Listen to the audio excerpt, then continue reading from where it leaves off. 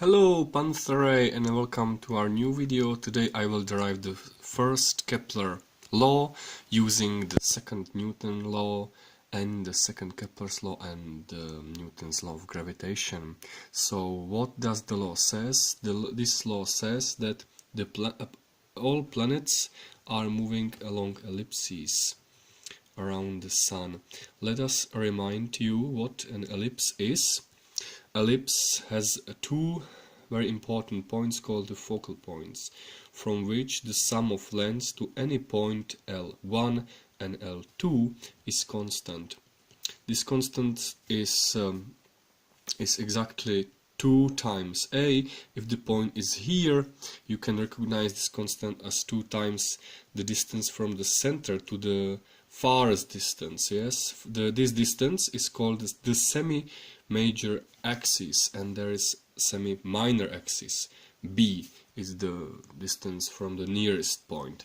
This distance is 2 times a, and the sum of these two lengths is exactly 2 times a. Next, there is another description of an ellipse, which states that all ellipses are conic sections. What does it mean? That means that if you have a cone and you cut the cone using a plane, then its cross-section is exactly an ellipse. There is a proof of this with using Dandelion spheres. Dandelion was the first guy to prove it, and we will see how the proof is. Imagine there is one sphere and the other one under the ellipse, which are touching the ellipse, or this in this point, and this sphere touches the ellipse in this point. Then the sum of two distances is this. This is the first distance. There is one point and the boundary of the ellipse on the perimeter of the ellipse, and there is this distance is exactly this distance. Yes, and this distance from this point to the which is touching the sphere is exactly the same. This is this distance. There is a projection, front projection, and this distance is exactly this distance, because there is another point touching the sphere. Imagine the set of all points which are touching the sphere with a cone. This set is creating a circle. The circle is right here, and there is another circle touching this huge, bigger sphere. And if you see that, here in this picture, any point on the ellipse, if you join this point and this point, then the sum of these two is just length from this circle to this circle, distance from this circle to this circle, so that which is constant. So that means that this conic section with this conic section has the property that the sum of these two is constant, and this constant is 2a. What does not follow from this argument is the symmetry of the ellipse, because it's not at all obvious that this point is exactly the same distance as this point from this distance. So it's not at all obvious, but never mind. We just showed that these two are the same, and everything follows from this symmetry, this distance, because you can switch L1 to L2 and everything follows. So these 2 points have the meaning of F1 and F2 correspondingly, the focal points. So that was the Dandelion proof, that this description is exactly as the description using conic sections. The next thing I would say, or I would try before I will prove the correspondence between Kepler's first law and Newton's laws, is how do you recognize an ellipse in polar coordinates? Imagine that you have an ellipse, and there is its focal point, and there is a radius. There is a radius depending on the phi coordinate. Phi is an angle from this, and there is a point on an ellipse, and I will be looking for a formula which describes how to relate r and phi. As you can see, this distance from the second point to this point on the ellipse, on the perimeter of the ellipse, is exactly 2a minus r, because the sum of these two has to be 2i. That means this is 2i minus r. There is another very important number of ellipse, and this is called eccentricity, which is the distance from the center to the focal point. This eccentricity can be written as a times epsilon, where epsilon is called, or numerical eccentricity I will call that. This has units in meters, this has units, this has no units. This is unitless constant. So this distance is 2 times a epsilon. And there is a relation between E and B and A, because from this triangle you can clearly see that E squared is exactly A squared minus B squared, because the sum of 2 is 2A. So this is A, this is A, this distance is A, and this distance is B, and this right angled triangle. So E squared is A squared minus B squared. So that means that B squared is A squared 1 minus numerical eccentricity squared. Okay, so here imagine that there is another right angled triangle, and this is hypotenuse, and this side has to be r times cosine. I'm sorry, r times sine of phi, and there is r times cosine of phi. From the Pythagorean theorem, it's clear that 2a minus r squared plus is equal to this distance squared, which is r squared sine squared phi, plus this distance squared, which is 2a epsilon plus r cosine phi squared. This can be simplified, and this is 4a squared minus 4 ar plus r squared is equal to r squared sine squared phi plus 4a squared epsilon squared plus 4a epsilon r cosine phi plus r squared cosine squared phi. This and this will cancel with this, because sine squared plus cosine squared is 1, and there is r and there is also r. I will put this on this side and this side, so we will get 4a squared 1 minus epsilon squared is equal to 4a, yes, 4a r times 1 plus epsilon cosine phi. That means that r phi, I will write it over there, r phi is exactly a times 1 minus epsilon squared divided by 1 plus epsilon cosine phi. And this equation is equation describing an ellipse in polar coordinates with the center in one focal point. So, okay, and so that you can clearly see that number next to the cosine is exactly numerical eccentricity. This information will be important later. So now I will describe a motion of a planet in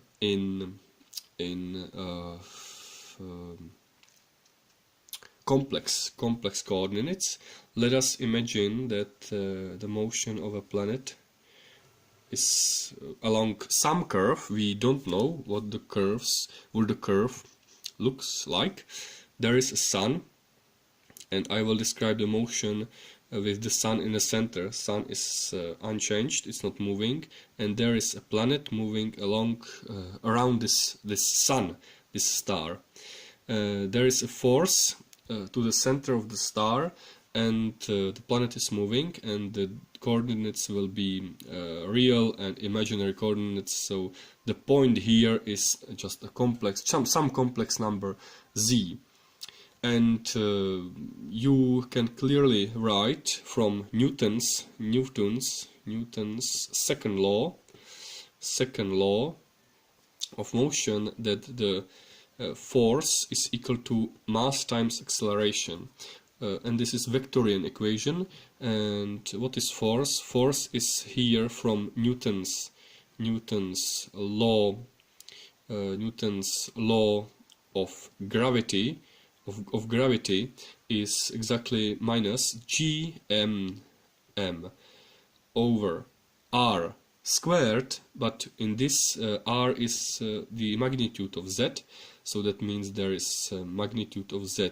I will write there cubed and there z because it's a vector, so it has to be pointing in the other direction, opposite to the center direction, so there should be is equal to m times a. Now we are just interested in the shape of this curve. So generally z, or the motion, is a complex number where this is a function, radial function with respect to phi, which is also a function of t, times e to the power of I times phi t. This is the motion, because this is angular motion along the complex plane, around the complex plane, with identical radius, and there's a radius of actual motion, and this is real number, and this is complex number with unit length, unit absolute value. So we can get rid of t with considering the second law of or the second law of Kepler, Kepler's second law, Kepler's second law, which states that the area swept by point is the same no matter where the point is during the motion. So I will write this law in the form like the whole area divided by whole period, or the time which it completes the orbit, the planet completes the orbit, is equal to a small element of area divided by small element of time. And this small element of area is exactly here. There is angle phi. This is a radius r, so this triangle or this distance is just an arc of like a piece of circle, so this is r times d phi, and the area should be 1 over 2 times r squared d phi divided by, and there is dt. So this term is constant, and the constant is exactly area divided by time. Okay, what to do next? There is a very important step in this discussion, which is called the Binet substitution, which states that any function r of phi can be written as 1 over f. So r of phi is equal to 1 over f of phi. This is a trivial fact that any function can be written as 1 over some this function, so no problem with that. But this will turn out to be very useful in differentiating. So I will write that z is equal to 1 over f times e to the I phi, and this is a function of phi. Now velocity vector is defined as derivative of position vector, which is a complex number, divided by differential of t. So it's derivative of the position. And because we cannot differentiate this with respect to t because there is phi, we could use the Newton's chain rule, but better it's to use differentials and write it like this. Or this is just chain rule, but written in this kind of form. And this is equal, because this is constant, this constant is over there, and this is 2 times area divided by t, divided by r squared, times derivative of this.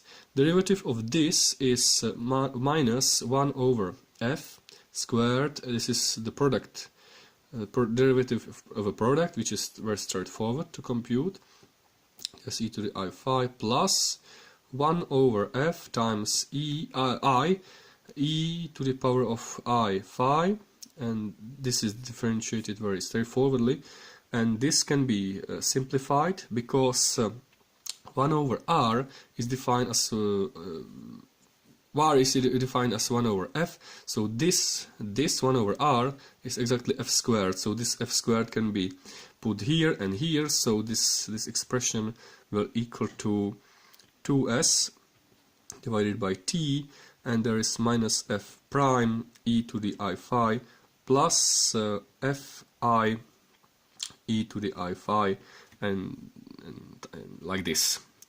Okay, the next step is to find acceleration. Acceleration is the derivative of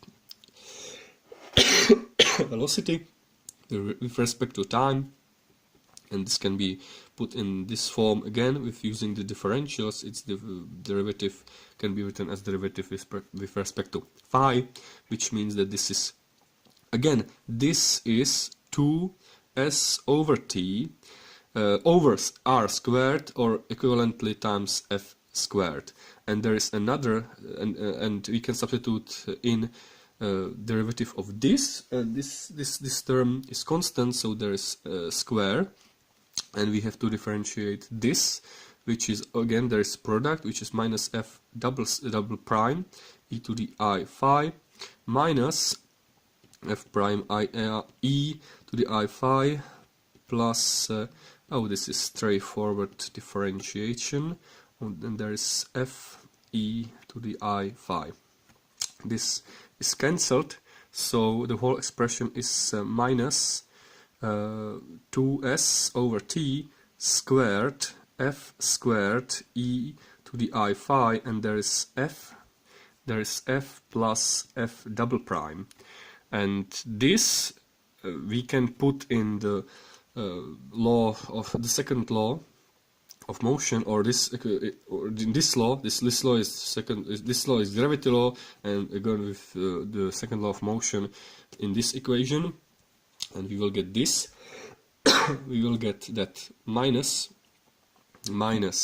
g times m z, which is 1 over f times this, so this is 1 over f times e to the I phi, and there is a magnitude of z cubed, which is 1 over f cubed, and the magnitude, this is 1, and there is an equal sign minus this has to be put over there, so this is 2s divided by t squared, and there is f squared e to the I phi f squared f double prime plus f, and there this equation can be solved very easily, because this f squared will cancel with this, because it's also f squared. This can be cancelled with this, and putting to the other side we get the differential equation, which is very easy to solve.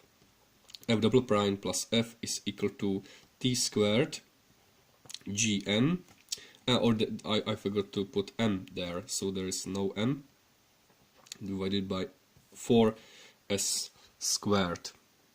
This is a very simple solution. The solution of this equation is f is equal to this constant, which is t squared gm over 4s squared, plus another constant times cosine of phi, and I will put the constant of epsilon and put this into brackets, so we can write the solution for r phi as simply as 4s squared divided by t squared gm divided by 1 plus epsilon cosine of phi.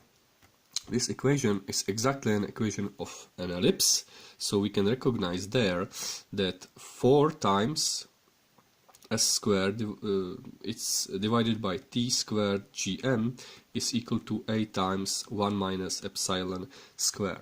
Moreover, we know that the area of an ellipse is pi times a times b, so the square of this is just s squared is pi squared times a squared times b squared, and b squared is a squared times 1 minus epsilon squared.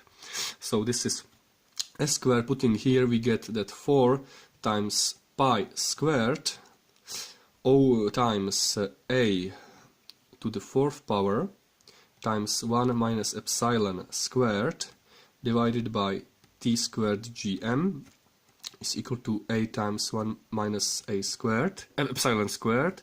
This can be cancelled out with this, and this is 3 and this is 1, so that means that that a cubed divided by t squared is equal to gm divided by 4 pi squared. And this law you can see, which is the Kepler's third law. no matter what the eccentricity is, no matter what shape it is, shape of the ellipse, this law holds. So when you in high school were taught to derive the law, you always considered just a circle. This is a proof. This is a proof where we